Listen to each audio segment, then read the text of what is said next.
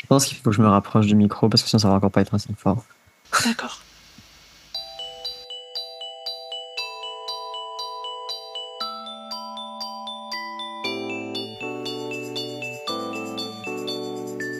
Ben, allons-y. En plus, la première question, c'est un peu, ça marche bien pour un début. C'est quoi votre état d'esprit en ce moment? Très bien, et du coup, ça nous fait l'intro comme ça. Tu vois? Qui est-ce qui veut répondre? Moi je peux y aller si vous voulez. Vas-y. Je suis dans un plutôt très bon état d'esprit. Il m'est arrivé que des choses très cool dernièrement. Là je reviens d'un week-end, je vous le disais mais les autres ne le savent pas donc je redis. Je reviens d'un super week-end sportif avec du coup le club LGBT+, dans lequel je m'entraîne depuis 1 an et demi. Donc je fais la natation et j'ai passé un super week-end parce que déjà au niveau sportif j'ai battu mes records, j'ai fait des podiums, on a géré et parce que l'ambiance était vraiment trop bonne. Euh, et j'ai fait des super soirées et j'étais avec des gens très très sympas donc c'était très bien. Donc il y a ça, j'ai mon hystérectomie dans 4 jours. Bravo. Euh... Le J'apprends plein de utérus. choses. Oui, le utérus, exactement. J'apprends plein de choses très cool ces derniers jours que je veux pas trop jinx, donc j'en parle pas des masses, mais en tout cas, ça se passe vraiment très bien de mon côté. Donc là, je suis content ce soir. Et c'est Super. Charlie, en fait, je vais dire, parce que je crois qu'on n'a pas fait le tour de qui était là. C'est vrai. Et je crois que ce serait la première ou la deuxième fois, mais c'est quoi tes pronoms? Oh, wow. Tu te rends compte, on n'a jamais fait J'utilise ça. C'est vrai. honteux. On va se faire cancel quelque chose de bien, je pense. Hein. J'utilise le pronom il, les accords de préférence non genrés, mais sinon masculin par défaut. Très bien. C'est cool, c'est une bonne reprise. Allez, je vais prendre la suite. Je m'appelle Jenna, j'utilise elle et des accords exclusivement féminins, merci. Et puis l'état d'esprit est fébrile. Je suis pas du tout sereine, mais un peu plus optimiste. Je viens d'avoir un accord oral pour un appartement dans la banlieue de Nantes. Donc si tout va bien, on devrait signer bientôt. J'espère ne pas le jinxer non plus. Et puis ça veut dire qu'on devrait déménager loin du bruit de Paris d'ici quelques semaines. Et on a réussi à trouver une famille d'accueil adorable pour les octogones, ce qui va nous permettre de déménager sans elle. C'est en bonne voie pour mettre fin proprement à mon contrat de travail, où tout le monde est d'accord, ou peut-être même qu'on va me payer les choses qu'on me doit. Donc tout ça est un peu en suspens, et c'est pour ça que je suis pas sereine, mais ça part dans la bonne direction, quoi. Et puis voilà, ça va être aussi un gros déracinement, je vais être aussi loin de mon bébé, loin de certaines de mes amoureuses qui sont soit à Paris, soit à Amsterdam et qui vont être du coup encore plus loin. Mais on va y arriver. Il s'est passé tellement de choses. Ouais. Ça fait Je tellement filerai les longtemps. contacts des gens trans de Nantes si tu veux, Jenna, pour Mais connecter. oui, avec plaisir. Parce que c'est pas comme si j'avais des masses d'amis sur place, puisque je suis un petit peu casanière, mais c'est cool d'avoir des gens qui nous attendent à Nantes aussi. Je vais retrouver mon amoureux Louen que vous avez croisé à mon mariage, et puis je serai avec Pau. Alors Pau a une grosse migraine ce soir, donc elle est enfermée dans le noir là. Mais il y a l'amoureux de Pau qui habite à Nantes aussi. Enfin voilà, on part pas vers l'inconnu. Oh, il y a un truc aussi, je me souviens pas si j'en avais parlé, mais c'est un secret, c'est un projet qui est encore secret, mais du coup je peux commencer à le teaser parce que ça me fait plaisir. Et puis on va être honnête, personne nous écoute. C'est pas vrai. Mais C'est pas vrai. on m'a proposé de co-écrire, co-scénariser une bande dessinée. Trop Et, bien. et voilà, ça fait quelques mois qu'on est en train de travailler. C'est la première fois que j'écris de la fiction. Et ça se passe super bien. Je co-scénarise avec une personne non binaire qui écrit, enfin qui dessine, et qui dessine super bien. Et puis voilà, je suis super emballée. On vient de boucler, on va dire, la trame du scénario. Et on est en train de creuser les personnages principaux. Et puis on a décidé qu'on allait vraiment y mettre de nous-mêmes. Donc dans les personnages principaux, il y a une meuf trans d'origine vietnamienne. Et voilà. Et je suis contente. Est-ce que c'est pas ça qu'on appelle une Mary Sue en littérature? Ça dépend quelle capacité elle a en fait. Mary Sue, ça veut dire que tout lui réussit sans qu'elle ait besoin de travailler aussi. Ce qui est pas mon... Ah merde.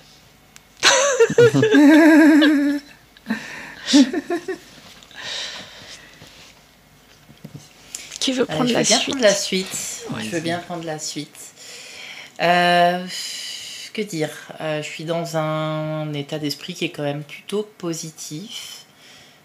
Parce que je suis entourée de personnes chouettes et que je vis des choses quand même plutôt intenses côté amoureuse ces derniers mois. Donc c'est vrai que depuis le dernier enregistrement, j'ai fait une nouvelle rencontre. J'ai une amoureuse allemande. Donc ça me permet d'aller voir aussi ce qui se passe de l'autre côté de la frontière, côté militantisme, côté communauté, et puis voilà, puis de faire connaissance avec une autre personne, donc c'est plutôt chouette. Ça a un peu foutu le bordel dans mes relations existantes, donc je découvre aussi un peu le côté voilà, cet aspect-là, côté polyamour que j'avais pas encore vraiment affronté, mais bon, voilà. Il faut aussi passer par là, je pense. Et puis c'est pas comme si c'était des choses insolubles.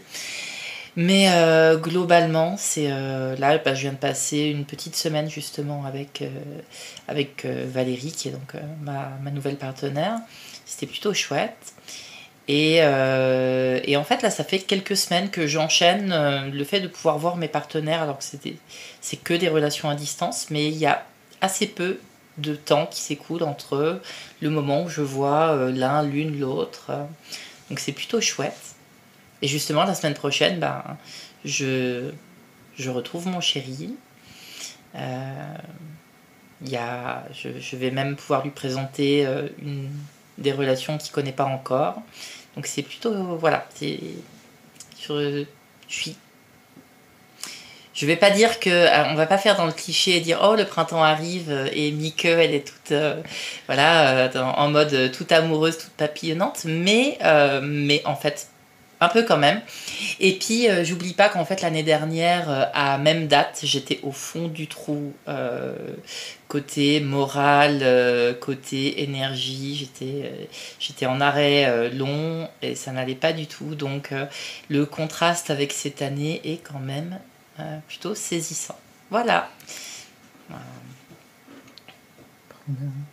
Trop bien. C'est à moi, du coup, c'est ça. Et coucou, moi c'est Louis, Louiel et accord masculin. État d'esprit. Alors en ce moment sur Discord, sur mon nom, il y a marqué des Loulouis de ce loulou. Et en gros, la désillusion est là. Ça veut dire delusion is the solution. Donc en fait, genre la désillusion est la solution. Et du coup, c'est un peu ça mon état d'esprit, c'est-à-dire que genre ça va de pire en pire, mais je fais comme si genre tout allait bien pour faire genre que tout va bien. Voilà. Donc en fait, il se passe plein de choses dans ma vie et à la fois des trucs ouf et à la fois des trucs qui sont durs à encaisser, mais du coup ça fait des grosses montagnes russes. Mais du coup là je suis un peu en mode genre je fais des trucs et je réfléchis pas trop. Mais voilà, j'ai fait. Qu'est-ce qui s'est passé? J'ai fait la dernière étape des championnats de roller derby il y a 15 jours là. C'était ouf. Euh, j'ai fait ça, j'ai appris plus tard que j'avais la rotule luxée. Et donc voilà, mais j'ai quand même réussi à jouer. Euh, et, et je vais arbitrer la deuxième étape des championnats d'élite, donc le plus haut niveau de championnat en France la semaine prochaine. C'est assez ouf. Je vais performer en mai avec une troupe de drague qui est ouf ça va être génial enfin, bref, j'ai trop hâte. Voilà, mais il y a un déménagement qui se profile cet été et genre ça m'angoisse et ouais, plein de trucs. Bref. Ouais, les déménagements là, enfin, j'ai pas l'impression que tu sois un hoarder, mais moi par contre, j'ai quelques centaines de cartons à bouger. et voilà, ça va être intense. Ouais. Enfin bref, tout ça pour dire beaucoup trop de choses. Ouais. mais genre, j'avance dans le chaos et je me laisse porter. Est-ce que je peux raconter une anecdote déménagement 2 minutes Si tu veux. Vas-y, 2 minutes. Il y a 13 ans maintenant, j'ai quitté la France avec ma compagne de l'époque pour aller vivre en Espagne. Et on s'est dit, ce serait tellement dommage de se séparer de tous ces meubles, livres, bordels variés et inutiles qu'on trimballe depuis déjà quelques années, si on louait un énorme camion nous-mêmes pour amener tout ça à plus de 1000 km de là. On est motivé, on va faire ça. Donc on a loué un camion de 30 mètres cubes qu'on a bourré à ras la gueule avec tout notre cirque, qui était largement en surcharge par rapport à ce qu'il pouvait accueillir. Et à l'époque, on était parti avec un couple d'amis. Donc moi, j'étais avec mon pote, mon meilleur ami, et puis ma compagne était avec la compagne du pote en question. Et elle partait avec la voiture familiale, les animaux dedans, donc chat, lapin, nain, parce qu'on avait des lapins à l'époque. Voilà. Et voilà, moi j'étais au volant du camion. Et le truc, c'est que, vous connaissez la loi de Murphy, le camion était neuf, genre il avait moins de 10 000 km. Et on est parti. Et au bout de 200 km, il est tombé en panne sur l'autoroute. Et pas la petite panne, en fait, l'embrayage était mort, mais voilà, genre mort de chez mort, on pouvait plus bouger. Et on s'est retrouvé naufragé de la route un dimanche avec un camion qui, comme il était trop récent, n'était pas enregistré correctement à l'assurance. Donc le dépannage du camion était, on nous l'annonçait comme impossible parce que il n'est pas enregistré dans les fichiers de l'assurance. Voilà. Donc c'était très très drôle.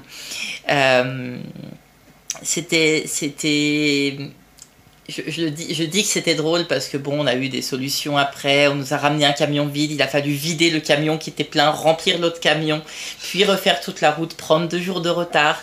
Voilà, c'était un petit peu le gros naufrage. Mais on a fini par arriver avec tout notre bordel en Espagne, par installer tout ça dans l'appartement. Et puis une fois qu'on a installé tout ça, on s'est dit, mais attends, pourquoi on a des cartons de la vaisselle de la grand-mère que de toute façon on n'a jamais utilisé en 10 ans? Qu'est-ce qu'on a fait qu'on a trimballé tous ces trucs-là?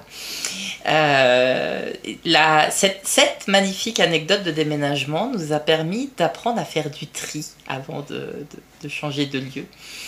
Et même si j'arrive toujours pas à me débarrasser de mes livres, genre mes romans que je trimballe depuis 30 ans, là, ils sont toujours là, je suis un peu plus raisonnable là-dessus. Mais à une époque, j'avais la foi de prendre des énormes camions et de déménager des trucs. Je le ferai peut-être un peu moins maintenant. Voilà. Ne faites pas ça chez vous. C'est dommage parce que c'était mon plan là, genre vraiment prendre tout ça. Non mais vraiment, louer un camion, demander à quelqu'un qui a le permis, genre vas-y on prend le captar et genre tu me fais Montpellier Chauffaille avec tout mon barda. Mais tu peux. Moi j'ai le permis et je sais bien conduire les camions, si jamais. Oh, c'est gentil, merci. Moi, il y a eu Je note, merci. un déménagement, 2 déménagements précédents dans lesquels j'étais employée avec un CDI, avec de l'argent et tout, et du coup la possibilité de payer des déménageurs et un camion, etc. Alors c'est pas le service de déménagement de luxe qui met des trucs dans tes cartons non plus, hein, c'est pas à ce niveau-là, mais juste déjà le fait de pas porter soi-même son lave-linge et pour descendre les escaliers et ne pas compter sur les amis pour descendre les cartons de livres, ça fait en sorte qu'on a encore des amis après et en bon état, c'est qu'ils n'ont pas des limbagos. Et c'est vraiment difficile de revenir à autre chose maintenant. Donc là, on va voir comment on arrive à trouver de l'argent pour payer des déménageurs, mais faire Paris-Nantes nous-mêmes, ça me semble audacieux. Faut voir le volume que tu as, ça se fait. Si tu as un volume raisonnable et des camions. Ouais, non, ok. J'étais déjà allé chez Jenna pour dire ça. Mais ouais, c'est bien. Oui, plein de fois, mais je me rends pas compte, moi, en fait, si tu veux. Tu sais, je suis l'éternel optimiste qui dit non, mais c'est bon, ça va passer. Non, mais et t'as tous les gens autour de toi qui. À cacher des trucs, à faire en sorte que ça prenne un peu moins de volume en les mettant derrière les étagères et tout. Et là, on a fait des dons de plusieurs mètres cubes à Emmaüs. En meubles, en vêtements, en livres et tout. Donc on est, nous aussi là, ça exerce au tri très fort, mais... Mais c'est parce que tu as énormément de hobbies, et du coup c'est pour ça que tu accumules plein de trucs. Et du coup ça fait une transition pour la deuxième question. Waouh. Et je fais ça bien, genre... quelle est votre manière préférée de passer votre temps? Je fais des traductions à la volée, genre les questions sont en anglais sur ma feuille, genre je fais des traductions sur le coup, donc genre c'est assez approximatif, excusez-moi. Je propose, à un moment donné, si tu veux expliquer qu'est-ce que c'est que ce questionnaire et qu'est-ce qu'on fait dans cet épisode. Je l'ai absolument pas fait. Pardon. Alors en gros, en plus c'est un peu drôle parce que ça a été traduit du français vers l'anglais et là je suis en train de le retraduire du l'anglais vers le français, mais en gros il y a une librairie que j'adore à Paris qui est la librairie Shakespeare & Company, qui est du coup une librairie anglophone qui a une histoire assez ouf et qui a été un lieu de refuge pour des personnes queer pendant genre des années au début, enfin bref allez-y, c'est génial.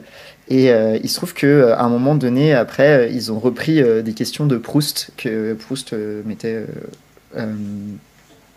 pour ses collègues écrivains, tout ça.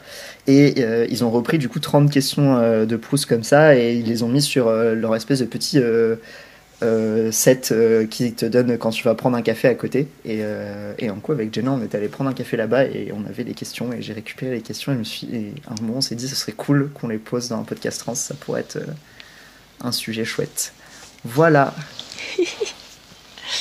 Merci. Et ouais, j'aime bien. Et du coup, j'ai une réponse facile sur comment est-ce que j'aime passer le temps en ce moment. Quand bébé dort ou qu'il n'est pas là, c'est la broderie. Et d'autres moyens de faire des jolies images. Donc la broderie, les Lego, la linogravure en ce moment, la couture. Voilà. Très manuel en ce moment. Qui d'autre? Moi j'aime bien... Alors c'est complètement antinomique avec le fait que j'aime pas spécialement être au milieu de personnes ou dans la foule ou quoi que ce soit, mais j'aime bien sortir de chez moi de manière générale. Et du coup, j'aime bien aller au cinéma, j'aime bien aller manger quelque part, aller me poser dans un café, j'aime bien aller marcher juste. Donc ça, c'est tout ce que je peux faire en ville, de façon accessible et assez facile. Et sinon, j'aime bien, sur ce qui est plus planifié, j'aime bien aller m'entraîner, j'aime bien aller faire des soirées, des choses comme ça. Et c'est vraiment, je redécouvre une vie sociale qui a été hyper dure à avoir pour moi pendant des années. Et qui est vraiment, vraiment beaucoup plus simple de manière crescendo depuis, je dirais, 3-4 ans. Et j'apprends vraiment à passer des bons moments comme ça et à ne plus être angoissé par le fait de sortir de chez moi, ce qui est quand même plutôt appréciable de manière générale, surtout quand on habite dans une grande ville, c'est quand même dommage de pas pouvoir en profiter, je trouve. En tout cas, moi, ça me frustre beaucoup. C'est trop bien. Que dire de mes hobbies en ce moment? Il y a plein de Lego derrière toi. Oui, alors les Lego en font partie, mais si je dois en citer un qui a vraiment pris de plus en plus de place depuis que je vis toute seule, c'est que j'ai repris le piano. Et vraiment, je suis contente de pouvoir réussir à jouer à nouveau euh, correctement. Alors c'est loin d'être parfait et voilà, il y a plein de boulot, mais réussir à arriver à un certain niveau de maîtrise sur des morceaux que je travaille pour pouvoir les jouer justement sans être concentré sur l'aspect maîtrise et pouvoir être plus sur l'aspect émotionnel, ça c'est un gros gros kiff qui est redevenu possible. Et du coup, ben, ça donne envie de continuer, de travailler d'autres morceaux. Euh, de- j'ai beaucoup aimé ces 2 dernières années là, bosser des morceaux des animés de Miyazaki. Parce que c'est des trucs que j'écoutais en boucle. Et donc maintenant, bah, je peux les jouer pour moi. Et c'est à tel point que récemment, j'avais commencé à en attaquer un. Et en fait, à un moment, j'étais pas satisfaite parce que la partition sonnait trop simple. Enfin, en tout cas, il n'y avait pas les sonorités que je voulais retrouver. Et du coup, j'ai acheté une partition d'une meuf qui fait des super arrangements et qui fait beaucoup d'enregistrements sur YouTube. Là, c'est beaucoup plus compliqué, donc je vais en baver. Mais ben du coup c'est voilà, enfin déjà rien que là les premières mesures que j'ai pu jouer, c'est les sonorités que je voulais, donc je suis contente. C'est le gros du truc et c'est vrai qu'après ben le reste ça va être encore pas mal de jeux vidéo, mais vraiment plus pour le plaisir que pour m'abrutir avec. Et bah non, mais à une époque c'était le cas. Du jeu de rôle, des Lego en mode plutôt. J'aime bien faire des Lego pour me calmer le soir en fait, enfin pour redescendre en fin de journée. Euh, Stardew voilà. Valley. Et oui, bah, Pardon, c'est évidemment Stardew Valley que j'ai repris comme tous les personnes qui sont des fans de Stardew Valley depuis que la 1.6 est sortie. Voilà. Et c'est là que je maudis en fait les journées de faire que 24 heures parce que je veux jouer à Stardew Valley, je veux faire du piano, et à côté de ça, il y a le travail, il y a les enfants, il y a le militantisme, il y a plein de trucs. Donc voilà. Et c'est marrant parce que j'ai un peu de tout ce que vous avez dit. Parce que du coup, j'aime bien faire un peu de couture. En ce moment, genre, je fais des bananes pour mes copaines. Genre, je couds enfin, pas le fruit, du coup, vous avez compris, mais genre le sac. On compris, mais pas tout de suite. Bah, il y a les entraînements de roller derby aussi qui me prennent pas mal de temps et du coup ça c'est cool aussi. Enfin, ça me rythme dans ma semaine et surtout l'escalade aussi. Enfin en vrai si à un moment j'ai du temps dans la journée, en plus comme je suis au chômage j'ai cet avantage de j'y vais en pleine journée en semaine, il y a personne à la salle de bloc, je peux grimper comme je veux tout seul et c'est genre juste génial. Et je me suis remis à faire mes exercices de guitare et de basse, parce que du coup j'ai une basse, et je commence à arriver à faire des trucs qui sonnent à peu près corrects. Euh, et et c'est cool. Et je me suis un peu remis à jouer aussi récemment. Euh, voilà. Donc plein de petites choses, parce que par bon, mon attention n'est pas très efficace, du coup j'ai besoin de faire plusieurs trucs, sinon genre ça ne fonctionne pas. Question suivante. Question suivante, sans transition. Si vous étiez un animal, vous seriez lequel? Une baleine. Est-ce que- Aucune hésitation. Je sais, je suis à peu près sûr que quand on a fait, enfin, que toutes les fois où on m'a posé la question dans ma vie, j'ai dû répondre un truc à peu près similaire. Donc, vraiment, C'est la natation ou les fruits de mer? pas les fruits de mer.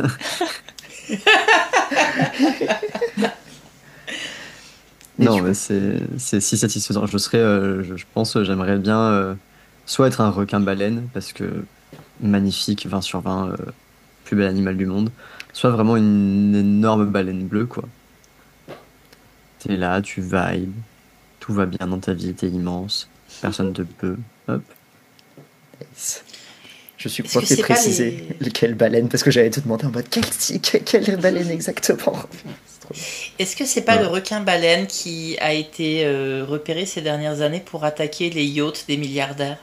C'est Non, les c'est les orques. orques. C'est les orques. C'est des orques, d'accord. Les Bon. requins-baleines, ils sont assez chill en vrai. Ouais. Genre vraiment, ils sont juste là en mode ils vibe avec leur petit poisson pilote et puis c'est tout.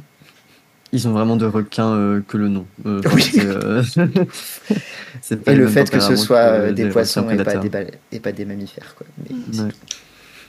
Mais non, non, c'est les orques qui ont attaqué et enfin qui ont attaqué des yachts ces derniers mois et c'est parce que c'est une maman orque qui avait été blessée par des pêcheurs qui s'en est sorti et qui a appris ensuite à son pack à attaquer des bateaux. Parce que c'est un animal extrêmement intelligent et Et vicieux. Mais c'est oui, spécifiquement des bateaux qui sont pas des bateaux de pêche, mais des bateaux de plaisance. De, moins de plaisance, ouais, c'est ça. Ouais. mais parce que c'est intelligent, mais c'est aussi vénère les orques. Genre Et c'est ça a de la hardcore. mémoire et tout. Une culture. Et c'est connu pour jouer avec ses proies et pour avoir des stratégies de pack pour attaquer. Ça peut faire des attaques qui durent des heures et des heures sur une même proie. Vraiment, s'il y a une orque qui a décidé de te défoncer, bah, c'est un peu fini pour toi, hein, Bon, globalement. pour revenir à la question, donc toi, ce n'est pas l'orque. Pas l'orque, non. Voilà, ok. Moi, c'est la baleine bleue, je pense. Plus que le requin-baleine, même s'il est plus beau, mais la baleine bleue, je pense. Je vibrerais. Mika? Je vais vraiment pas être original, mais clairement le chat, quoi. Enfin, je veux dire, quand je vois comment les gens autour de moi et moi-même on s'occupe de nos chats, je veux bien une vie comme ça pendant une quinzaine, une vingtaine d'années, tranquille. Euh, voilà. Je crois que j'ai même ça s'argumente tellement pas en fait. Ouais. Quand tu vois les chats bien chill chez les gens. Et les personnes qui s'occupent de leurs petits chats tout le temps, à faire des trucs et des photos. Enfin, t'imagines, j'aurais même pas besoin de poster mes photos et mes trucs sur Mastodon. Il y a quelqu'un qui le ferait à ma place. La vraie cat girl. J'ai une réponse assez proche, mais qui est plus alambiquée. Alors, accrochez-vous. J'ai toujours pensé que j'avais une camaraderie familiale avec les félins. Et donc j'aurais volontiers répondu chat si le chat était pas au masculin. Et que c'est un animal genré en ce que donc le chat et la chatte sont genrés différemment, mais que la chatte n'est en général pas nommée chatte à cause de la polysémie. Et que du coup, par définition, on dit plutôt un chat. Et du coup, j'ai voulu chercher un autre animal qui soit un félin, mais qui soit par définition genré au féminin. Par exemple, une panthère. Et une panthère, même mâle, c'est une panthère. Et ça me semblait pas mal, à ceci près que la panthère un peu historique, c'est une panthère noire, c'est Bagheera. Et que du coup, je voulais pas usurper peut-être un personnage ou une couleur qui serait pas qui serait pas sur laquelle je ferais une appropriation. Et puis je m'étais dit, tigresse a un autre problème qui est un biais raciste, qui est un terme qui a été utilisé beaucoup pour désigner des femmes racisées. Ce qui me dérange moi beaucoup. Et je m'étais dit, il y a longtemps, que j'étais une panthère jusqu'à ce que je puisse être une maman. Et quand je serai maman, j'aurai le droit de m'appeler une lionne. Et maintenant, je suis une lionne. Voilà. Ouais. Et toi, C'est juste Louis? moi qui aime les baleines, et puis il y a Jenna qui a réfléchi depuis 15 ans, visiblement. T'inquiète, si tu veux, je peux revenir sur moi, genre un Mais truc sinon, très c'est la simple. lionne aussi pour toutes les mêmes raisons que Mickey a citées, quoi. C'est être chill, passer 18 heures sur 24 à roupiller et s'occuper des enfants. De temps en temps, aller à chasser brutalement. Et aussi, ça fait partie des animaux qui ont des relations queer et de la transidentité avérée. Donc voilà, c'est cool. Les lionnes représentent. Mais d'ailleurs, en fait, le chat, justement, le côté chill, tout ça, c'est bien. Mais quand tu vois comme ça peut devenir absolument une boule de gris et de dents qui peut faire beaucoup de mal quand il est acculé ou quand il, en tout cas, quand il a besoin vraiment de survivre. Je me reconnais un peu là-dedans aussi. Le côté je suis très calme et voilà, je vais préférer les solutions pacifiques jusqu'à ce que ça soit vraiment à me retrouver coincée, et voilà, là aussi je peux mordre.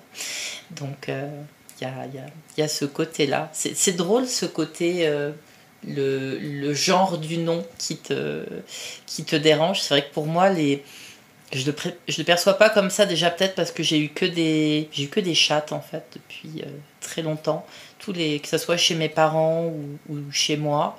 Ça a toujours été des chattes qui ont été les bestioles les plus proches de moi. Et puis ouais, je sais pas, en allemand on dit die Katze, donc tu vois, c'est d'une langue à l'autre, ça bouge. Mais je comprends que toi, ça puisse effectivement, tu veuilles un truc qui sonne féminin. Je pense que j'ai un attachement presque maladif au genre des qualificatifs. En ce qui me concerne, c'est que quelqu'un qui m'appelle mon ange ou mon amour, je le prends mal déjà. Donc c'est vraiment... J'ai des réactions viscérales là-dessus, et du coup, je dois faire un... C'est pour ça que je réfléchis trop, c'est pas une nouveauté.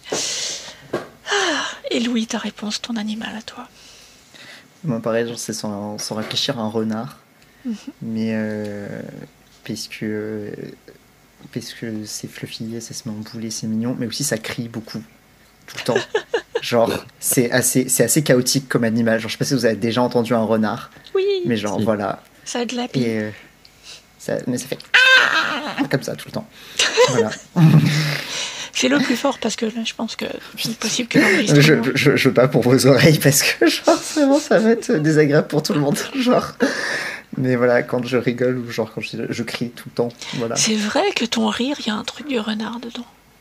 Mais c'est soit ça, soit les corvidés. Genre, franchement, dans les associations, c'est voilà, genre vraiment, on m'a déjà dit. Je sais pas si vous connaissez c'est la série YouTube avec Katia et Trixie Mattel, qui sont genre deux drag queens qui font juste qui shit talk pendant genre 20 minutes. Genre juste, elles se racontent leur vie machin. Et à chaque fois que Trixie Mattel rigole, le montage met une volée de corbeaux derrière.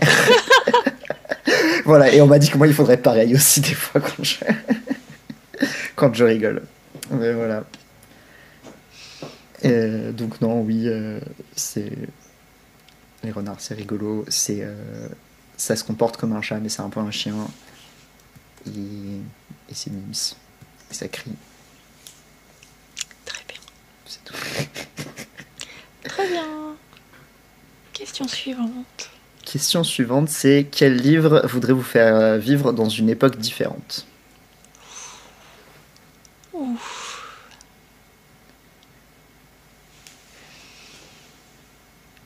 Je pense qu'on peut étendre à genre Quelle œuvre? univers de fiction parce que perso j'ai une réponse et c'est Our Flag Means Death qui me donne envie de genre juste être un pirate gay et d'aller genre sur mon bateau avec plein de gens queer être un pirate. Moi c'est Les Enfants de la Terre. C'est une série de romans de Jean Howell et l'héroïne s'appelle Ayla et c'est une Cro-Magnon qu'on suit depuis ses 4 ans jusqu'à l'âge adulte. Et ouais, ce que ça laisse découvrir sur comment l'autrice a écrit la société de l'époque. Il y a des choses qui sont à la fois révoltantes, des choses très intéressantes, et ça m'avait donné vraiment envie de rester dans cet univers le plus longtemps possible. Donc j'avais lu toute la série d'un coup. Moi, je suis fasciné par l'esthétique de société qui est présentée dans La Nuit des Temps de Barjavel. Où, je ne sais pas si vous connaissez ce livre, mais en gros, c'est des scientifiques qui, des centaines de milliers d'années après une apocalypse sur Terre, découvrent sous la calotte glaciaire de l'Arctique, l'Antarctique, de l'Antarctique, découvrent un œuf doré. Et au sein de cet œuf doré, il y a un homme et une femme dont les corps ont été conservés. Et ils arrivent à réanimer la femme, et grâce à un artefact de son époque, ils peuvent voir ses souvenirs de cette société-là. Et c'est un livre qui m'a vraiment, vraiment beaucoup marqué, et c'est hyper poétique, et ça a l'air...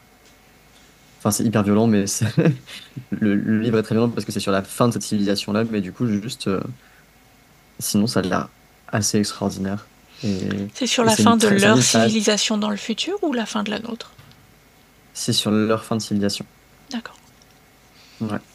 Et, et par ailleurs, c'est une très belle histoire d'amour hétérosexuel, certes, mais une très belle histoire d'amour très dramatique et tout ça, et avec toute une notion de destin et d'âme sœur absolue et tout ça, et je trouve ça trop trop beau. Merci. J'ai failli faire la blague de genre ils vont trouver des gens sous la calotte glaciaire et j'étais en mode c'est l'avatar. Ils trouvent des choses sous la calotte glaciaire, je me dis c'est pas sur Terre parce qu'une calotte glaciaire il n'y en a plus. Barjavel, il a écrit le livre, je sais plus la période, mais il y avait encore une calotte glaciaire à l'époque, t'inquiète. Ouais. Et toi, Mika? C'était il y a 30 ans. Moi déjà je note que Charlie dit qu'on trouve des gens dans un œuf, et je peux pas ne pas y voir une petite métaphore trans alors qu'on enregistre le lendemain du jour de Pâques en plus. Mais oui, c'était des œufs de Pâques de Tidov en plus. Enfin, c'est ça, ouais, c'était le meilleur Pâques possible, n'en déplaise aux conservateurs. Et ben, alors, je vais pas prendre la facilité d'aller sur l'œuvre de fiction, parce que sinon tout le monde sait que je dirais Star Trek, et voilà, et ce serait facile. Il y a un univers, moi, qui m'a beaucoup fasciné, qui est celui des romans de Robert Silverberg, qui tourne autour de Lord Valentin. Le premier livre, c'est Le Château de Lord Valentin, et il y a 3-4 romans comme ça, je sais plus, qui se passent dans ce même univers. Et j'avais beaucoup aimé la lecture du premier livre. Suit un personnage qui est amnésique, je ne sais plus qui il est, et qui va suivre une troupe de forains, de saltimbanques, sur une planète gigantesque qui donc a des allures de monde médiéval fantastique. Mais on découvre que, en fait, y a un côté aussi spatial à tout ça. Et le livre, j'avais adoré parce que en suivant ce personnage qui redécouvre qui il est et découvre le monde autour de lui, on le découvre au travers de ses yeux, et c'est quelque chose qui est très animé, qui est vraiment, enfin voilà, ça donnait envie d'aller y marcher un petit peu aussi. Et puis évidemment on découvre aussi qui est ce personnage et ce qui lui est arrivé, et à un moment comment il peut faire aussi pour retrouver la place qui était la sienne. Donc c'est vraiment, si vous l'avez pas lu, je vous recommande chaudement de le lire, parce que moi ça m'avait vraiment il m'avait bien transporté, ce livre, et les livres suivants. D'ailleurs, il y a un des livres après qui explore des souvenirs en fait de gens de cet univers-là à différentes époques, avec quelqu'un qui va se passer des capsules mémoire de différentes personnes ayant vécu à différents moments. Donc ouais, c'est une vraie invitation au voyage, ce bouquin. Super. Je fou, je suis le seul qui aura pas dit un livre. C'est pas grave. Tant de recommandations, c'est cool. Ok.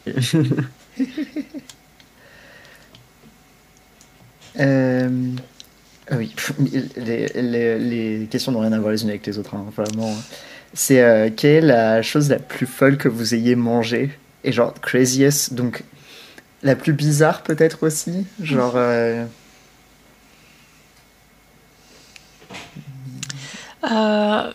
J'ai deux choses en tête. Une fois, Pau m'a emmené à une soirée spéciale au Muséum d'Histoire Naturelle de Londres. Et il y avait une dégustation d'insectes, de plein d'insectes différents qui étaient frits, rôtis, sous forme de beignets, etc. Et où j'ai tout goûté. Et c'était... il y avait plein de trucs intéressants, il n'y a rien qui m'a fait faire mieux. C'était... voilà. Et en réponse subsidiaire, je me souviens avoir mangé dans un... J'avais été invitée par un sugar daddy dans un resto un peu cher et j'ai pris sous sa recommandation des rognons blancs qui sont des testicules de taureau. Ouais. Et j'ai pas pu finir. Je crois que c'était... comment dire, psychologiquement, je pouvais pas. J'en ai mangé un peu, mais ça ne pouvait pas être bon dans ma bouche, quoi.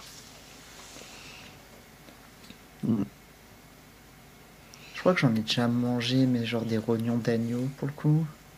Je crois. Ou de Je crois que mouton. quand on dit des rognons d'agneau, c'est du rein. Et j'en ai un bien meilleur souvenir. Ça a une consistance plutôt comme le foie aussi. Un peu caoutchouteux, j'aime beaucoup ce genre de texture. Les choses J'ai qui mangé me de la manquent en étant cervelle. végétarienne. J'ai mangé du steak d'autruche. Je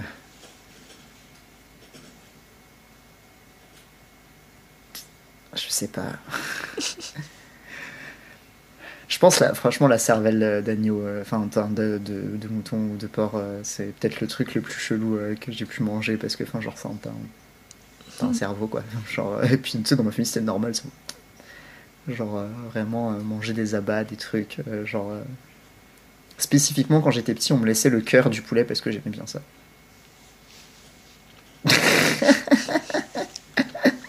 Je bien. peux pas répondre à cette question, hein. Tu peux pas? Bah non, enfin, la moindre évocation de ce que vous dites depuis tout à l'heure me donne envie de mourir. Et T'as toujours été végétarien ou j'ai pas toujours été végétarien, mais j'ai toujours été dégoûté par la viande et le poisson et tous les trucs d'origine animale de manière générale. Vraiment, Ouais. ça passait pas, quoi. Et donc je galérais vraiment beaucoup à manger, à me forcer à manger ça quand j'étais petit.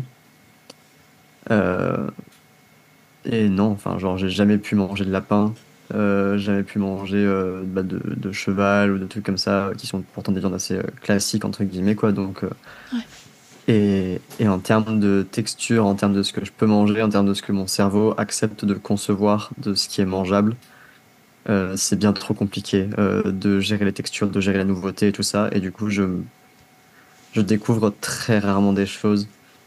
Ou alors c'est que des choses où j'ai besoin de faire confiance à 100% à la personne qui l'a cuisiné, qui me l'a servi et qui m'a dit t'inquiète, j'ai déjà goûté ça 12 fois et je sais que cuisiner comme ça va être bon. Du coup, j'ai jamais. Enfin, en tout cas, il n'y a rien qui me frappe d'extraordinaire là parce que c'est trop galère de manger. C'est marrant parce que jusque-là, toutes nos réponses ont été de l'ordre de l'animal, en fait, et des animaux plus Ouais. ou moins exotiques. Alors que, enfin, je sais pas, moi j'ai une petite sœur qui a mangé une bille, par exemple, et Quoi? une bille, Quoi? Une bille. une bille en métal. Voilà, donc Ah, on pourrait partir dans les trucs vraiment bizarres, genre un Tide Pod, quoi. Enfin, tu vois. Voilà. À toi, ouais, Mieke, vas-y. j'ai mangé les pavés un certain nombre de fois, mais ça c'est. Pardon. Écoute, moi, il m'est arrivé de manger des billes aussi, mais voilà, c'est c'est pas la même chose que ce que tu mentionnais, Jenna, pour le coup. Est-ce qu'il y a de l'humour qu'on chope pas non plus? Attends. Ouais, il y a de l'humour que vous chopez pas. J'ai de manger des billes. Ah, des billes, Ah, pas des punaise, billes, ok. des billes. Voilà. D'accord. Pardon. Allez, le truc le plus bizarre que j'ai pu manger, je crois que c'était quand je vivais à Bilbao, il y avait un glacier qui faisait des glaces à peu près tout et n'importe quoi. Et en particulier à des trucs auxquels tu n'aurais pas idée de faire de la glace. Genre, il y avait des glaces au fromage de montagne basque. T'avais des glaces au jambon, le Ramon Ibérico, tu sais. Et donc, le plus chelou que j'ai goûté, tenez-vous bien, c'était une glace au calamar cuit dans l'encre, dans leur encre. T'as un plat que tu peux trouver assez facilement là-bas qui sont les chipirones en su tinta, c'est comme ça qu'on le dit, donc c'est les petits calamars que tu fais cuire dans leur encre, c'est plutôt bon. Dit la personne quasiment végane aujourd'hui, hein, mais voilà, c'est plutôt bon, c'est bien préparé, il y a de l'ail et tout. Et donc, ce glacier faisait de la glace avec ça. Je vous recommande pas de le goûter, hein, mais bon, voilà, c'était un peu le truc, tu te dis, allez, je vais pas mourir complètement idiote, donc on va tester ça. Pour la description visuelle, genre à partir de la mention de la glace au jambon, Charlie a enlevé ses écouteurs et genre Charlie et moi avons genre visuellement fait genre vraiment avons eu un gag réflexe de oh mon dieu on va voilà.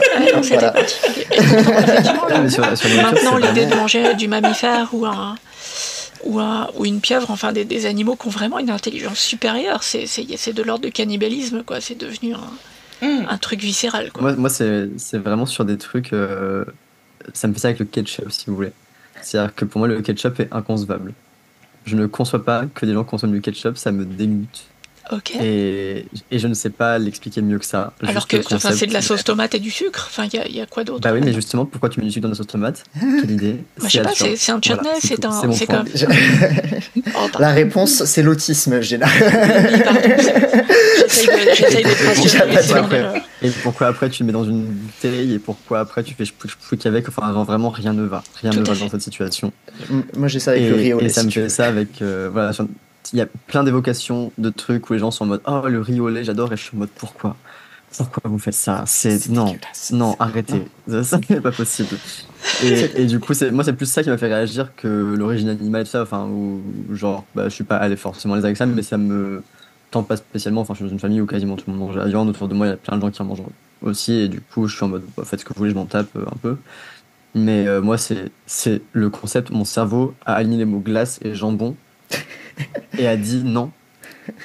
En fait, non, il faut quitter cette conversation. Tu ne peux pas rester là. C'est une situation de danger imminent. J'aurais dû peut-être mettre un trigger warning sur ce truc, je pense. Un trigger warning.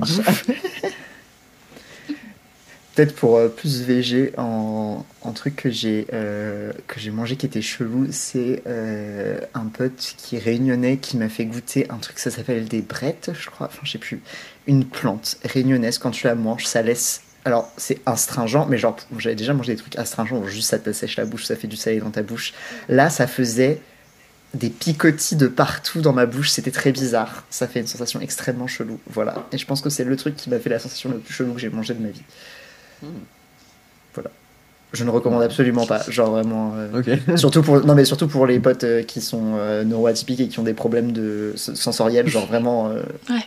J'étais là en mode qu'est-ce qui se passe dans ma bouche? Il se passe trop de trucs. Voilà. Mais il y a des aliments comme ça qui me font le même effet que certains parfums trop forts. Moi je suis vraiment, j'ai une hypersensibilité sur les odeurs. Et c'est rarement un problème, c'est-à-dire que c'est plutôt un truc positif, sauf quand il y a vraiment des odeurs, genre quelqu'un qui porte un parfum très fort, assez entêtant, en particulier un truc qui va se coller au petit poil qu'il y a dans ton nez et rester là, ça écrase tout le reste et ça me rend folle en fait parce que je perçois plus rien d'autre. Et comme je perçois quand même beaucoup mon environnement avec mon nez, c'est un truc horrible. Il y a certaines... Non mais oui, ça peut paraître bizarre, mais pour le coup, c'est le cas. C'est super important, en fait. Il y a des endroits où je garde des souvenirs d'endroits par leur odeur, principalement. Oui. Et donc, si je peux pas faire ça, c'est hyper perturbant. Et il y a certains types de nourriture qui ont le même effet. Et tu peux pas te sortir ça du nez c'est horrible, quoi. Après, pendant une demi-heure, une heure, voilà, j'ai l'impression qu'on m'a coupé toute une partie de mes récepteurs sensoriels à ce moment-là.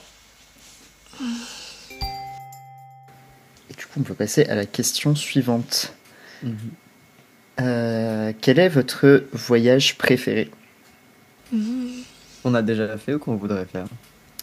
Ah, c'est pas précisé, c'est juste marqué What is your favorite journey?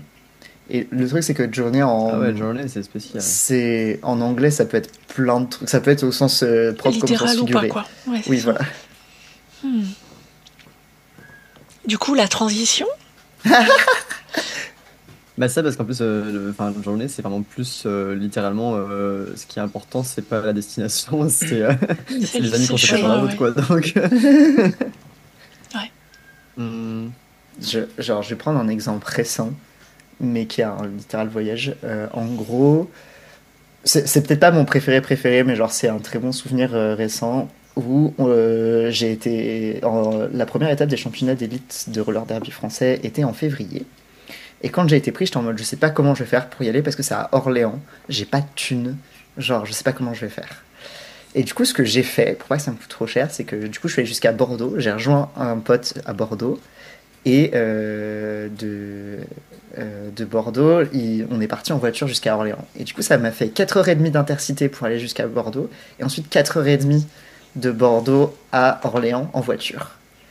Mais du coup, déjà j'ai passé plein de niveaux sur Rayman Legends que j'aurais jamais pensé pas pouvoir passer parce que genre j'ai joué dans le train. Voilà. Et avec le copain avec qui j'y suis allé, Sarah, si tu nous écoutes, big up. Diplodo cool de son nom d'arbitre parce qu'il faut quand même mentionner, on a tous les deux des noms de dinosaures. Oui. C'est génial, genre vraiment son derby name est incroyable. Et on a genre grave discuté pendant cet aller-retour et c'était trop bien. Et genre vraiment au retour on a passé les 4h30 à juste parler de plein de trucs et c'était vraiment incroyable. Et autant la destination et la raison pour laquelle j'y suis allé étaient très chouettes parce que c'était un peu improbable que je sois sélectionné pour arbitrer ce niveau-là de compétition. Et en même temps j'ai passé un moment assez incroyable avec cette personne. Voilà.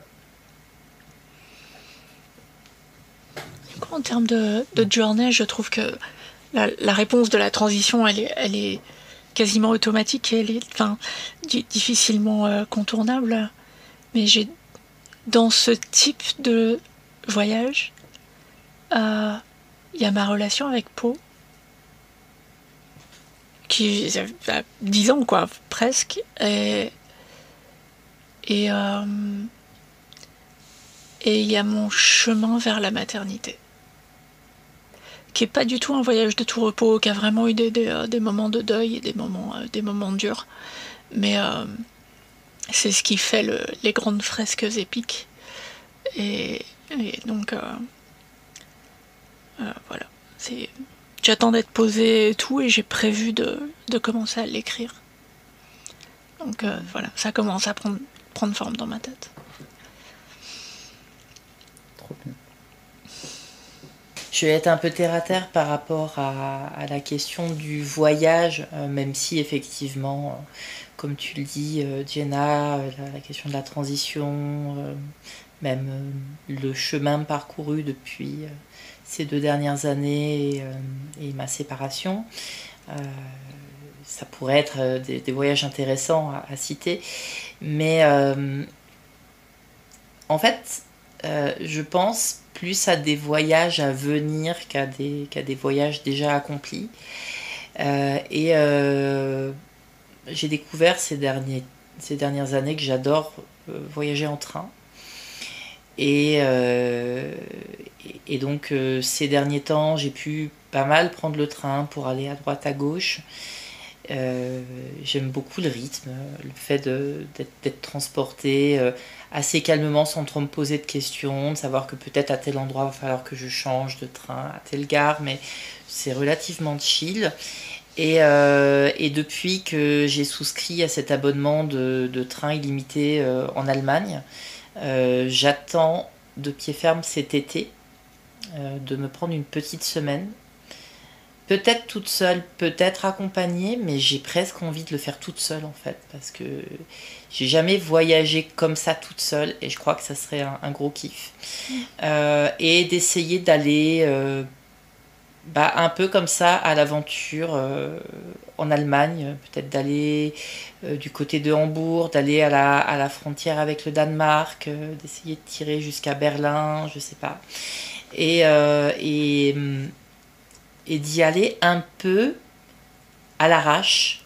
Alors, c'est pas du à l'arrache en sachant pas forcément trop où tu dors parce que, enfin voilà quoi, j'ai les moyens de trouver une nuit quelque part un peu à l'improviste, donc il y a quand même un filet de sécurité derrière, mais peut-être pas de me faire une sorte de plan, de boucle déjà pré-établi. J'ai déjà fait des boucles comme ça. On avait fait le tour de la péninsule ibérique avec mon ex-compagne avant justement de quitter l'Espagne et de rentrer en France. C'était plutôt chouette. Ou le tour de l'Islande. Mais c'était prévu. On savait qu'on allait à tel endroit. Il y avait globalement des endroits qu'on devait visiter et tout. Et là, j'ai envie de me laisser porter. Donc voilà. J'attends cet été avec impatience pour pouvoir faire ça. Et en plus, comme c'est que des trains régionaux, ça veut dire que tu vas cool, quoi. Tu vas pas traverser le pays en une demi-journée, c'est pas le plan, en fait. Voilà. Moi, ça fait des décennies que je fantasme un jour un voyage au Vietnam. Et qui est teinté d'amertume parce que ma mère a déjà voyagé au Vietnam avec mon frère et ma sœur et jamais avec moi. Et clairement, ça se fera pas. Et là, récemment, j'ai eu l'occasion de discuter avec des personnes qui ont vécu au Vietnam, des personnes qui vivent au Vietnam ou des personnes qui ont voyagé là-bas. Et au fur et à mesure qu'on me décrit des choses que j'ignorais, dans ma tête, la durée du séjour est en train de s'allonger. Parce que j'ai envie de voir tellement de choses et j'ai envie d'expérimenter tellement de choses. Et ça fait 6 mois que j'ai commencé à apprendre le vietnamien. Et ça se construit dans ma tête aussi là. Je veux pouvoir y aller, probablement au moins en partie seule, mais je sais qu'il y aura une partie qui sera avec Po, avec ma co-maman, avec mon fils, parce qu'on veut pouvoir découvrir ça ensemble aussi, mais je sais qu'il y a une partie qu'il faut que j'expérimente seule. Je suis pas encore prête. Du coup, moi, ça mixe un peu à la fois le truc de la transition, c'est un voyage, le truc de vouloir faire quelque chose seul et le littéral voyage. Parce que du coup, il y a un moment très spécifique de ma vie qui reprend tout ça. C'est la première fois où je suis parti justement tout seul. Donc, j'étais en Islande, tout seul avec mon petit sac à dos, quand je vivais une période vraiment très, très, très compliquée dans ma vie. J'ai utilisé les derniers sous que j'avais pour partir là-bas. J'étais en Norvège, c'était moins cher. Et j'y ai vraiment pas passé longtemps du tout, mais c'était vraiment un moment clé parce que je venais de vivre une séparation vraiment atroce. Euh, je sortais de relations amicales et amoureuses où personne n'avait jamais respecté ce que j'avais dit vis-à-vis de mon genre.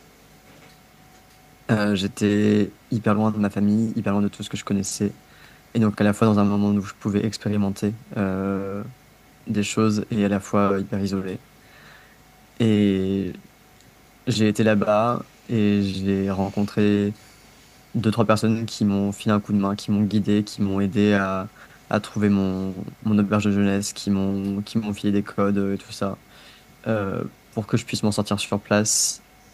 Et j'ai pris ma petite voiture tout seul sur place et j'ai fait mon tour et je me suis débrouillé. J'ai pris des gens en stop et je me suis fait prendre en stop et j'ai dormi chez des gens en couchsurfing et des trucs comme ça. Et genre, tout était euh, vraiment, j'étais à l'initiative de tout et j'étais vraiment, vraiment bien de pouvoir faire ça alors que je savais que 5 jours après, je rentrais et que ça allait être à nouveau la merde.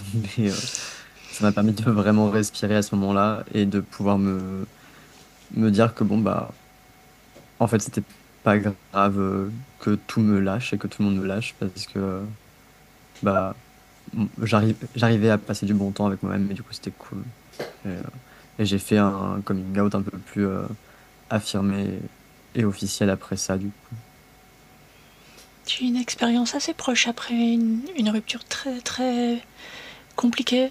Une rupture à la fois amoureuse, amicale, animale, euh, professionnelle, enfin tout d'un coup.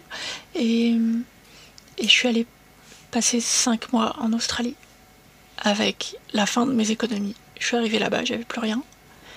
Et enfin, j'avais payé un aller-retour avec un retour ouvert. Donc je savais que j'avais 1 an maximum sur place.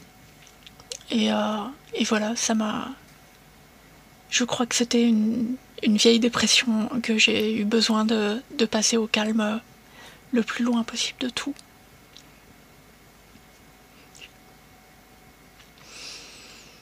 Ah. C'est une sacrée introspection, ces questions-là, dis donc. C'est On en a étonnant fait quand tu combien, parlais d'ailleurs de... Vas-y, On n'a vas-y, fait Nicolas. que 6. Ouais, il faut qu'on avance. Faut pas qu'on reste sur 6, Ouais. effectivement. Je pense qu'on peut en faire 10, comme ça on fait 3 épisodes. et On c'est fera bien. 3 épisodes, ouais. Carrément. C'est ça. Mais vas-y, Nico, pardon, tu voulais dire un truc. C'est le fait que Jenna évoque le Vietnam, ces derniers temps, la réflexion de ça sent pas bon en France et ça sent pas bon en Europe, etc., m'a amené à considérer certains pays loin de l'Europe comme de potentiels endroits où éventuellement dégager et essayer de refaire une vie. Et ça fait partie des zones sur lesquelles je chope des infos, la Thaïlande, le Vietnam, où ça a l'air d'être un poil moins... Enfin, j'ai le sentiment qu'on... C'est peut-être mon point de vue d'européenne complètement larguée sur les réalités du monde, mais que on cherche beaucoup moins de problèmes à des personnes comme moi dans ces zones-là, en fait. Généralement, c'est parce que t'es blanche qu'on te cherche moins de problèmes. Ça peut être un moyen de profiter de son privilège. Hein. Ouais. Il faut pas l'exclure. Et moi, je regarde, enfin, le jeu. Ça fait des années qu'on présente le Vietnam comme une dictature communiste. Mais c'est évidemment la propagande capitaliste qui le présente comme ça. Et du coup, ça donne aussi vachement envie d'entendre un peu le point de vue des gens de l'intérieur et de se dire, ok, ben, c'est peut-être autant une dictature que un pays comme les États-Unis qui n'a que 2 partis autorisés. Et enfin, c'est pas très différent, quoi. Et voilà, j'ai envie de croire d'autres propagandes et de me faire une opinion par moi-même. Mais ouais, clairement, je l'exclus pas non plus. Je suis juste impressionné parce que je suis incapable de voyager tout seul et que genre j'aimerais faire tout ce que vous dites là, mais genre moi genre j'angoisse rien qu'à l'idée de genre bouger d'une ville à l'autre. Alors voilà. Il faut y aller à 2 dans ces cas-là. Il faut y aller à 2, 3, 4. C'est Par invitez-moi. chiche. Ah, c'était ça en fait. Laisse coincer. Non, ça. Écoute, tu. Un jour, Non, si j'ai envie d'aller quelque part, chose. Non, mais en vrai, j'ai plein de potes qui déménagent dans des pays différents. En plus, en ce moment, genre là, j'ai une pote qui vient de s'envoler pour Montréal. Là, j'ai une pote qui a déménagé à Québec il y a 2 ans aussi. Donc, enfin, genre, bref. J'ai une ex, Allez, une bon. amoureuse, une crush éternelle qui un jour a tout plaqué à Paris et qui allait s'installer à Montréal. Et puis après ça, qui s'est installée à Vancouver, donc qui est de l'autre côté du monde. Et voilà, c'est un petit peu déchirant qu'elle soit là-bas. Et puis on est toujours en contact et on est toujours en bon terme, mais c'est loin, quoi. On s'est vu une fois en 10 ans. Ça fait Je vais envie essayer de pas aussi. trop y penser parce que j'ai beaucoup chialé la soirée de départ de ma pote qui vient de partir. Ah, pardon. Mais bref. Du coup, pardon, on avance. Alors, c'est un traquenard parce que la 7ème question, c'est 2 questions en fait. C'est qui est votre héros, héroïne dans la vraie vie et qui est votre héros, héroïne dans la fiction?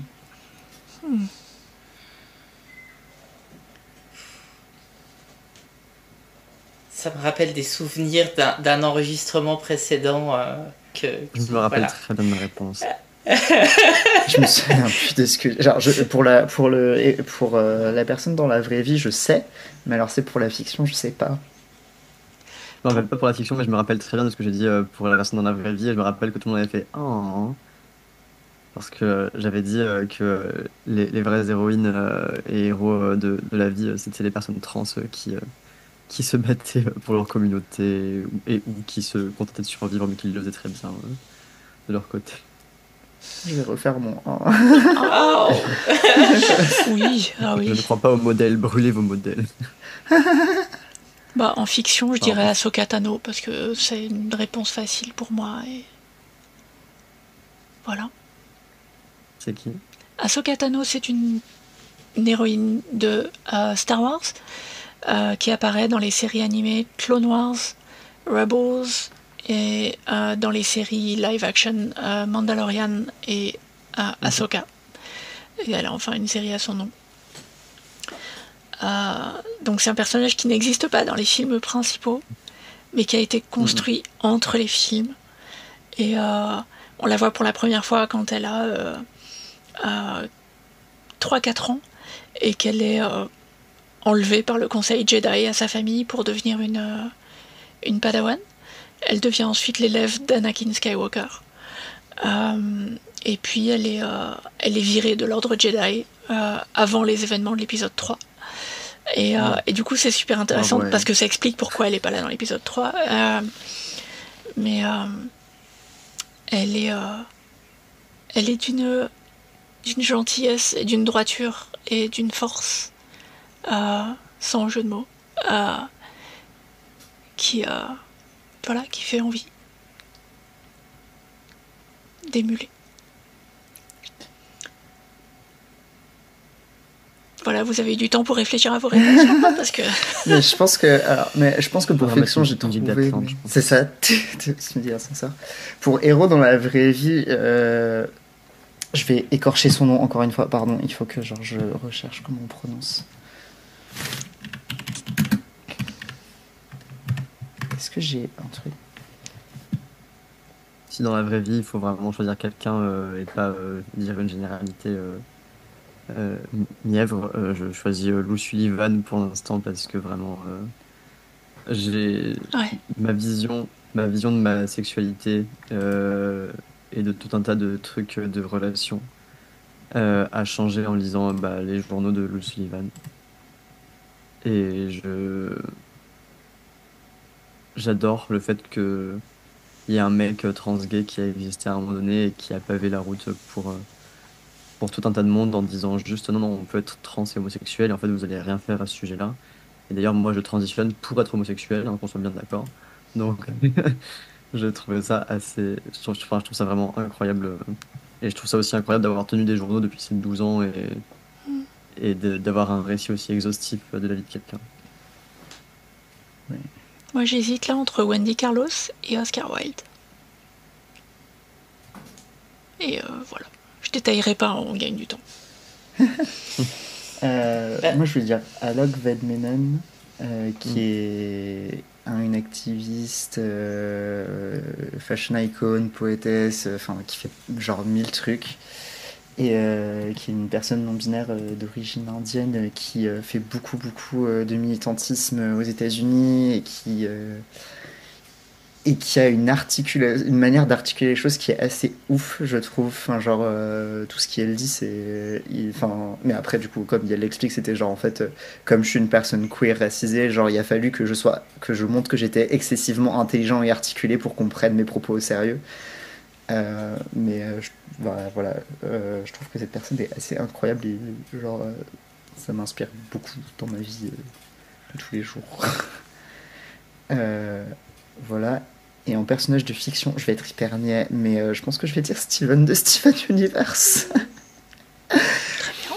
Mais parce que, il y a un côté de genre de cette espèce de gentillesse radicale, mais en même temps il se plante, et quand il se plante, des fois il essaye de rattraper ses trucs, et la conclusion à la fin sur Steven Universe Future, sur maintenant il a grandi, il passe à autre chose, je sais pas, il y a quelque chose de très, je sais pas, genre il y a plein de trucs où genre, je me suis beaucoup reconnu dans Steven sur tellement de trucs dans ma vie, et ouais, voilà, juste parce que genre cette série m'a apporté énormément de choses.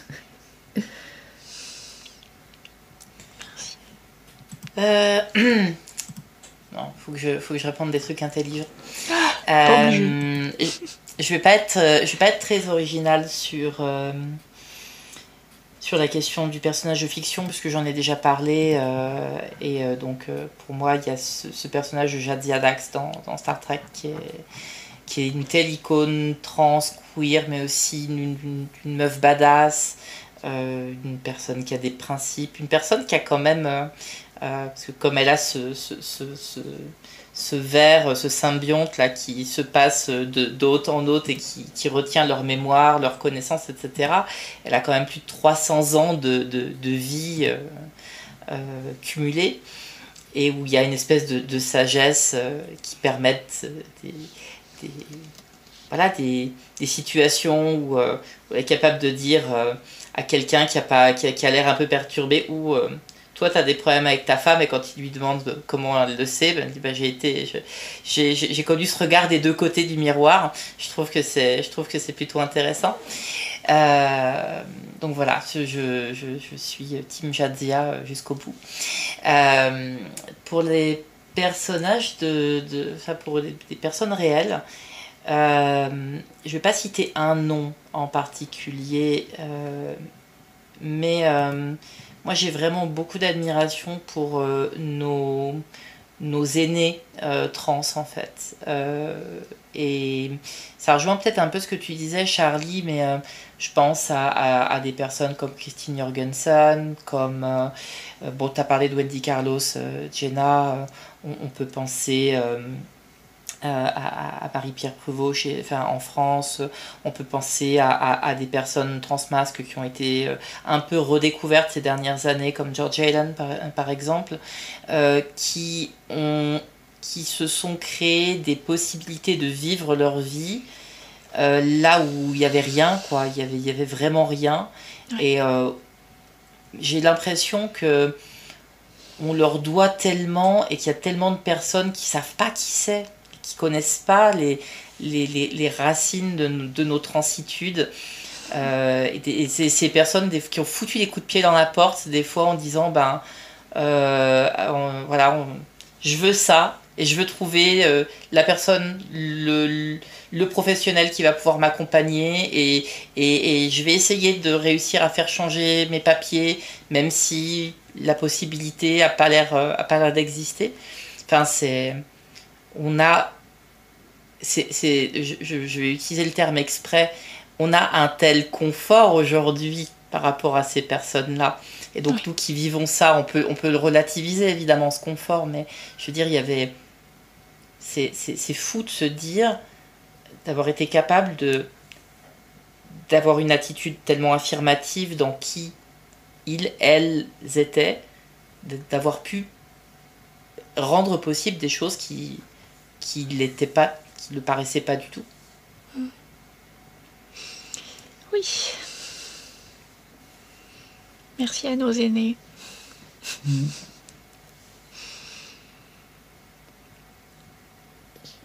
Sans transition. T'es en train de chercher une transition à chaque fois. Non, je sais pas. J'en sais rien. Je réfléchissais si je parlais de To Survive on This Shore, vu que je le lis en ce moment, mais ouais. Je vais nous économiser du temps. Okay. Du coup, c'est quel mot ou phrase vous surutilisez? Genre. Il n'y a même pas de vanne. Enfin, genre, voilà. Oui, voilà. Il sort si naturellement. Je ne peux rien en faire. Il ponctue mes phrases. Apparemment, je dis beaucoup voilà en fin de démonstration, en fin de phrase. Voilà. Faudrait demander à mes élèves. En fait. Ils sont très bons à Parce que détecter ce genre de choses. Ouais, je suis certaine qu'ils l'ont noté. Alors, c'est très drôle, je saurais pas indiquer en français le truc que je dis tout le temps. En anglais, parce que je communique avec certaines personnes en anglais, notamment ma dernière relation, je dis beaucoup exactly, visiblement. Voilà, et visiblement, c'est une sorte de ponctuation. Exactly. Donc il paraît que j'ai une manière très particulière de le dire. Et voilà. Mais c'est sûr que j'ai des tics de langage. Hein. C'est certain que je répète des trucs. Mais lesquels? Peut-être vous seriez mieux placé que moi pour le dire, je pense. Mais tu sais qu'en plus, à chaque fois que j'écoute des épisodes, je me fais réflexion sur les miens, en fait, et genre là, je suis incapable d'en sortir un. Je fais tout le temps, mais... Je cherche et là, ça me vient plus pour toi non plus, mais... Je fais bah tout le temps. Non mais bah... voilà quoi, genre... J'ai beaucoup d'hésitation en début de phrase. Ça, c'est la plaie dans les montages. Et après, c'est aussi la marque des personnes qui réfléchissent un peu à ce qu'elles vont dire, je trouve. Tout à fait. Il faut juste que j'apprenne à ne pas réfléchir en faisant vibrer ma bouche et ça ira mieux. Mais est-ce que c'est pas une manière de stimer, justement? Et oui, donc, est-ce que ça n'aide pas? Non, mais je pense que c'est clairement ça. Je suis pas capable d'identifier des tics de langage, là, alors que j'en ai très certainement. Mais un truc que je fais tout le temps, et les personnes qui vivent avec moi, au moins temporairement, le remarquent très vite, je siffle tout le temps. Tout le temps, mais tout le temps. Et parce donc que des tu chansons, boues à l'intérieur. des mélodies, des choses comme ça. Mais en fait, c'est parce que j'ai la chanson en tête et j'ai besoin de l'entendre. Et donc, comme j'arrive à siffler à peu près juste, et ben du coup, très vite, je vais siffloter. Et c'est très drôle là d'avoir quelqu'un avec moi ces derniers jours qui me disait ah ça c'est cette chanson-là. Je fais oui. Blind test continue. Moi, je chante. Je chante ou je chantonne tout le temps. Pareil, pour sortir la musique que j'ai dans ma tête. Et toi, Louis? Mais je sais pas du tout. Il y a des trucs que je dis que j'aime bien réutiliser. Enfin, je sais que je dis des i, genre va y faire, tu vois, mais genre les trucs de lyonnais, tu vois.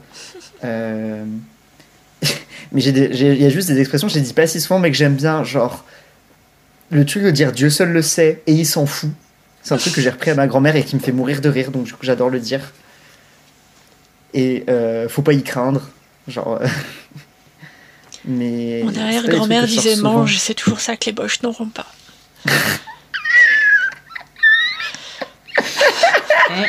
Ouais.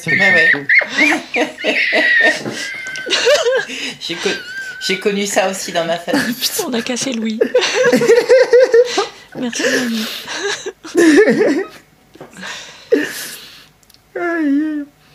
Non mais je sais pas ce que je suis incapable de dire ce genre de dire des phrases que je dis tout le temps.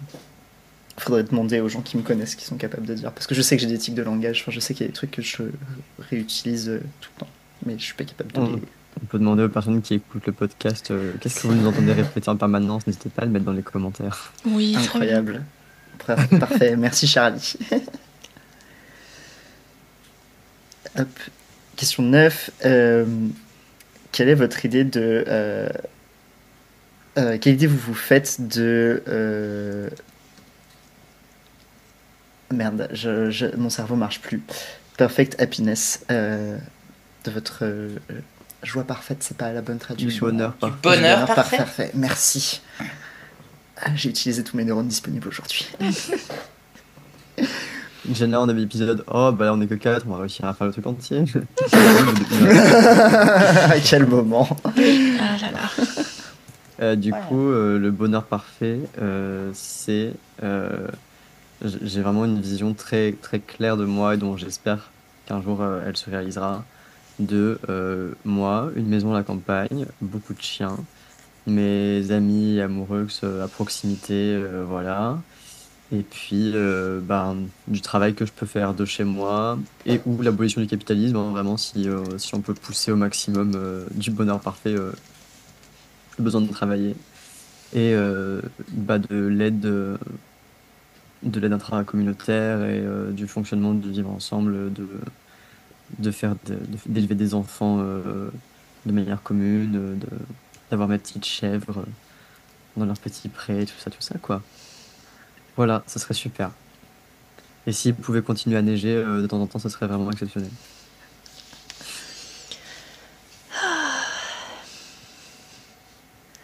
J'ai un peu la même. Elle est bien ta C'est réponse, hein, c'est plutôt- sûr. ouais, je me doute que ma réponse est populaire parmi les communautés, donc n'hésitez pas.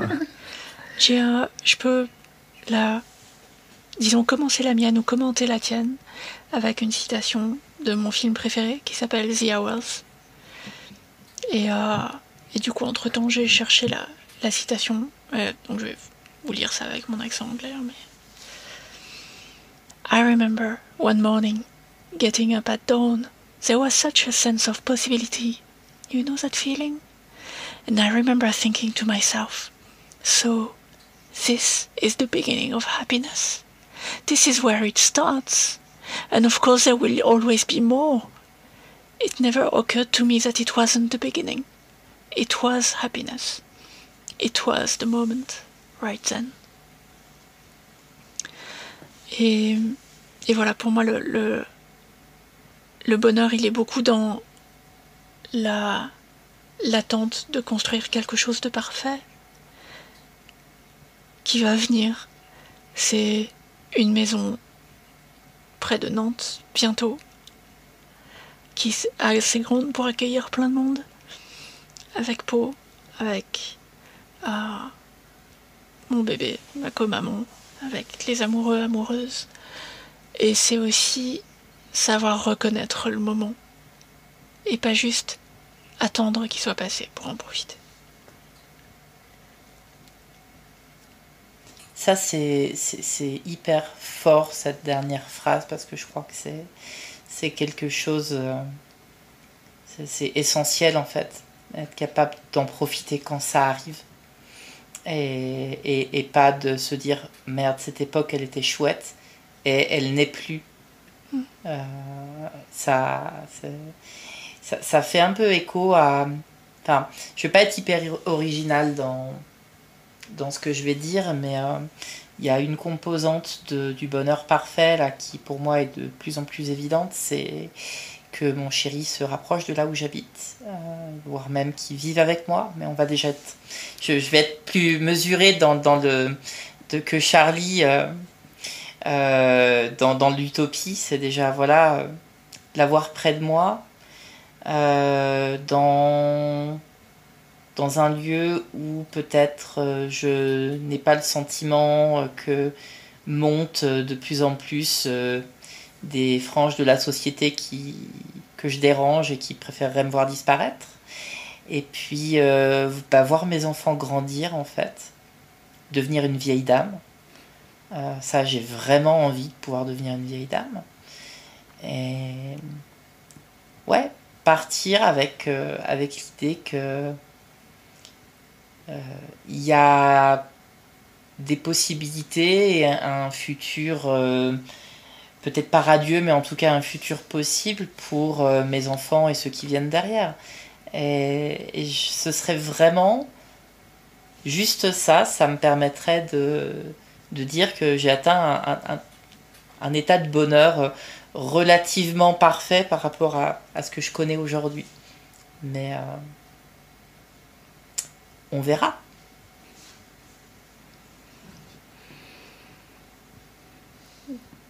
Il nous manque Louis. Ça va, Louis? Ouais, T'as l'air ça tout va. bien.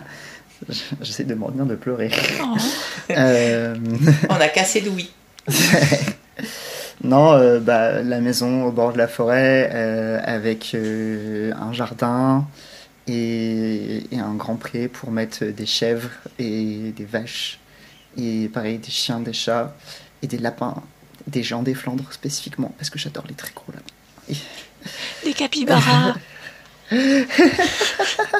Non, c'est pas très adapté au climat que j'aime bien. Mais,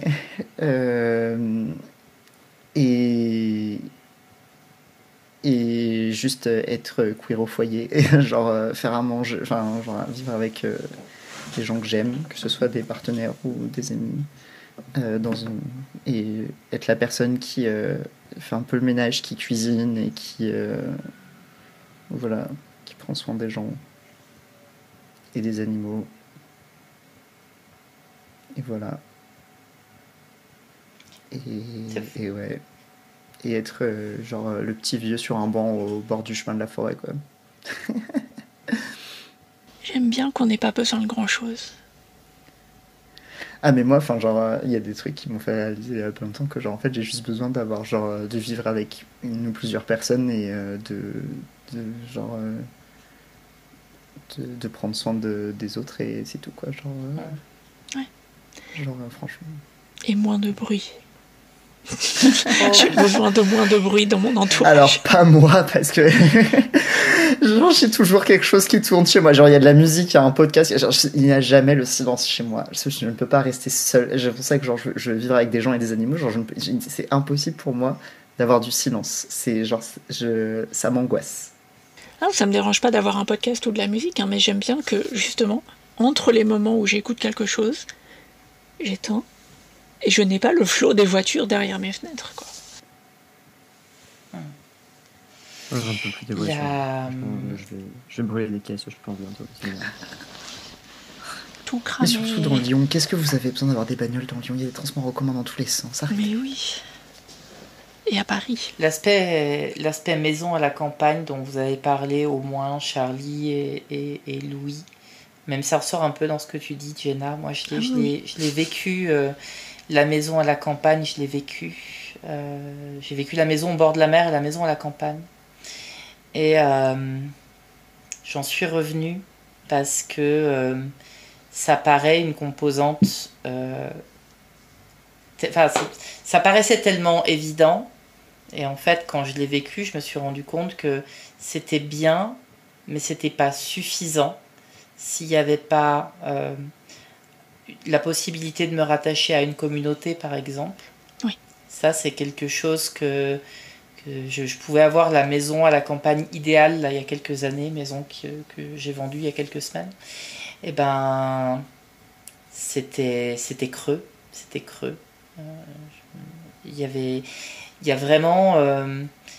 là, ces derniers temps, c'est vraiment ça qui m'a un peu sauté à la figure, justement, du fait de vivre à la campagne. Je vis encore dans un coin un peu reculé. Oui. J'ai besoin de me connecter aux personnes importantes. J'ai besoin d'aller à Paris retrouver les personnes que j'aime, que ce soit des amis ou des amours. J'ai besoin de ma bulle, de mon réseau. Parce que sinon, je peux être dans le coin le plus merveilleux du monde, je vais dépérir. C'est devenu évident. Et je dis pas car j'espère pas un jour retrouver un endroit calme, parce que la campagne c'est aussi ça un peu, c'est le calme, c'est le côté t'es pas confronté à tous les gens tout le temps, mais ça peut pas être pour moi hein, ça peut pas être que ça. Et je l'ai testé et j'ai vu que ça pouvait pas être que ça.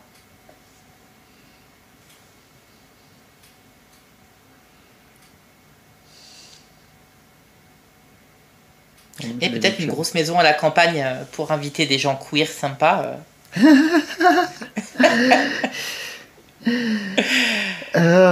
Oui, pardon. On va faire la dernière question. Du coup. La dernière question. Si vous pouviez passer le reste de votre vie avec un personnage d'un livre, qui ce serait?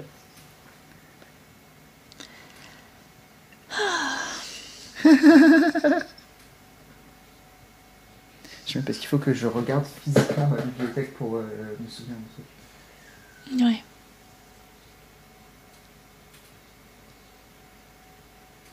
Faut passer ma vie avec Aragorn, c'est autorisé ou pas? C'est autorisé.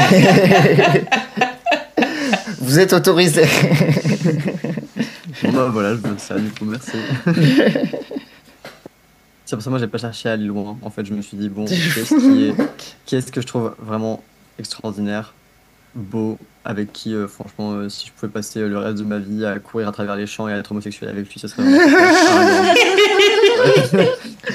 Et moi, quand j'ai des trucs comme ça, c'est pas des personnages de fiction. Genre, tu vois, genre, tu t'as dit ça et j'ai fait Pedro Pascal. Ah ben non, genre, c'est une vraie personne, je peux pas. Genre, Non, il faut merde. d'abord écrire un livre sur Pedro Pascal et ensuite donc ça devient là, un personnage dans un livre et tu peux vivre avec. Et je peux même pas dire, genre, des persos qu'il a joué parce qu'à chaque fois, c'est un peu des connards, quoi.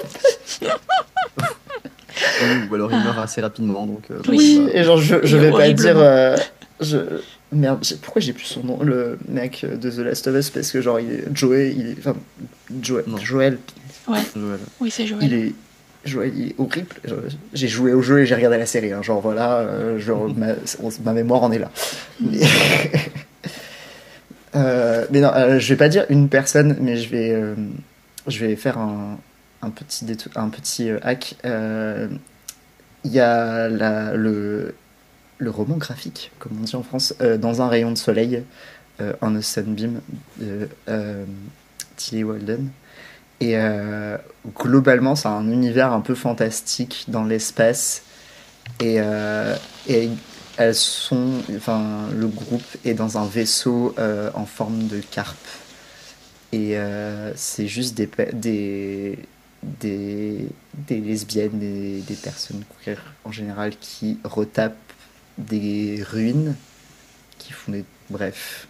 Et genre, je veux juste faire ça, voilà, être dans le vaisseau carpe et aller dans des ruines, étudier des trucs et retaper des trucs. C'est marrant parce que j'arrive beaucoup plus à trouver des personnages de fiction que je voudrais être, parce que ça a toujours été comme ça que je m'identifiais, mais pas forcément des gens avec qui j'ai envie d'être. Et finalement, la frontière est un peu fine, mais spontanément, si tu mentionnes Aragorn, pour moi, c'est Galadriel. Et alors, fun fact, en fait, 15 ans avant Transition, on me décrivait déjà comme Galadriel, et j'aurais pu plus mal tomber. Ou Navis, de la série de bande dessinée Sillage. C'est voilà, se balader de planète en planète avec un tigre, encore. Et puis avoir que des costumes badass. Et puis le côté solitude choisie. Et choisir avec qui on le peuple. Et voilà.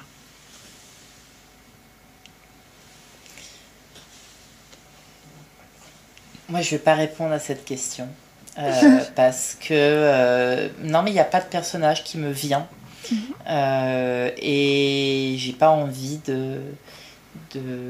j'ai pas envie de choisir entre guillemets le moindre mal ou le truc qui paraît ok, parce que c'est pas rien comme question en fait. C'est quel personnage tu voudrais passer le reste de ta vie en fait. Et pourtant j'en ai lu des trucs, j'ai lu plein de choses, mais il n'y a pas un personnage dans mes lectures. Je verrais peut-être plus facilement dans des films, dans des séries à la rigueur, mais dans mes lectures, il n'y a pas un personnage avec qui je me dis je voudrais passer ma vie. Et peut-être justement, parce que j'ai l'impression que en tout cas, je connais mieux les personnages en les lisant qu'en les voyant sur un écran. Et qu'il n'y a pas eu une vision qui m'attire entièrement de tout ce que j'ai pu lire. Et ça changera peut-être avec des futures lectures, et peut-être que dans 20 ans, j'aurai une réponse évidente à cette question, mais là, j'en ai pas. Et donc, vu qu'il vaut mieux être seul plutôt que mal accompagné, je ne vais pas répondre à cette question. Après, on est aussi...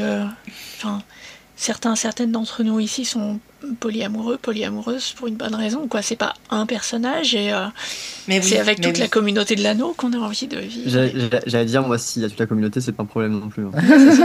Moi, j'ai pas pris un personnage, j'ai pris un équipage, hein, donc genre, Ouais, mais c'est effectivement ça. C'est déjà plus parlant, effectivement, l'idée de ne pas se limiter à une personne. Mais je crois que je crois que tu soulèves un point intéressant, Jenna, peut-être la formulation de une personne unique. Oui. Non, Bah, c'est pas possible. la normativité nous attend à chaque recoin de chaque question. Attends, comment il s'appelle On déjà? peut aller dormir. Où est-ce qu'on en est là? On a fait 10 On a questions, fini. je pense. Nous avons fait 10 questions, nous avons enregistré 1h30. Je crois que c'est un bon point charnière pour se dire qu'on fait une pause et qu'on se retrouve pour les prochains épisodes et 10 questions supplémentaires.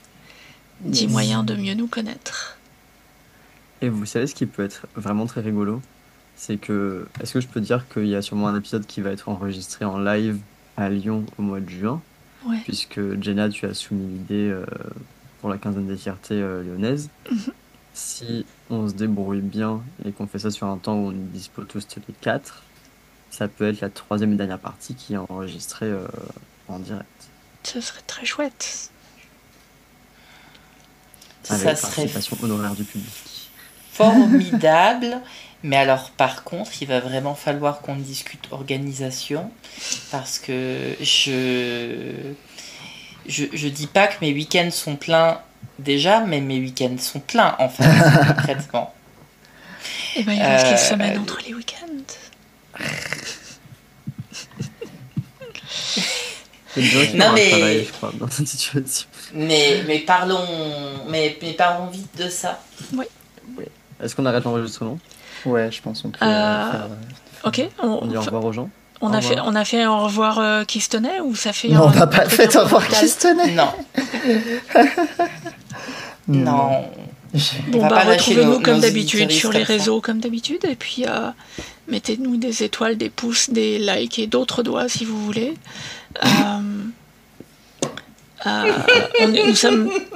Nous sommes maintenant disponibles sur YouTube aussi, sur YouTube Musique.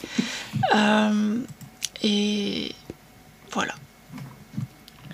Merci. Bisous, bonne nuit. Bisous, à bientôt. Et longue vie et prospérité.